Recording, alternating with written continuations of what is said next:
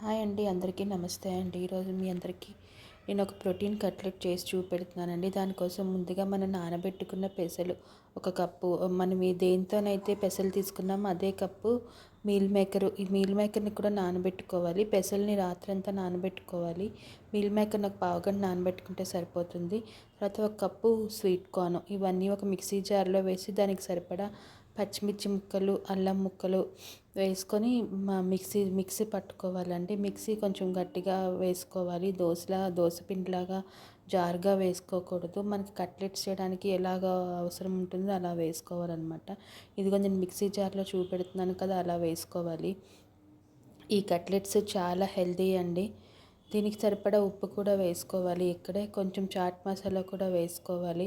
చాట్ మసాలా, నిమ్మకాయ కూడా పిండుకోవాలన్నమాట. నిమ్మకాయ రసం, చాట్ మసాలా ఆప్షన్ అండి, కావాలంటే వేసుకోవచ్చు, లేకపోతే లేదు. చాట్ మసాలా వేసుకొని బాగా కలుపుకోవాలన్నమాట. పైకి కిందికి అర్థం వేసిన ఇంగ్రీడియంట్స్ అన్ని బాగా కలుపుకోవాలి. నిమ్మకాయ వలన కొంచెం పులుపుదనం వచ్చి చాలా బాగుంటుందండి.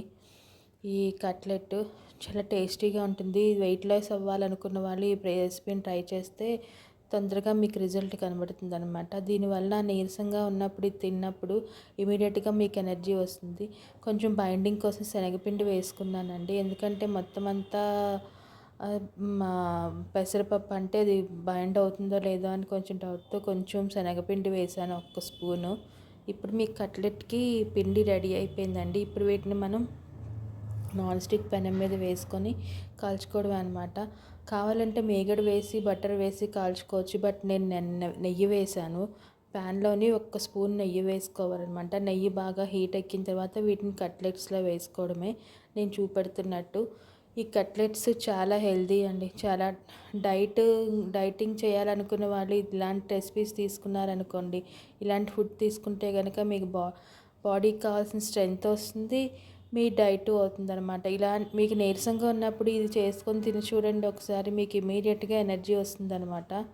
అంత బాగుంటాయి ఈ కట్లెట్స్. మీకు 2-3 తినేసరికి పొట్ట నిండిపోతుంది. అంతకు మించి మనకు తినలేము.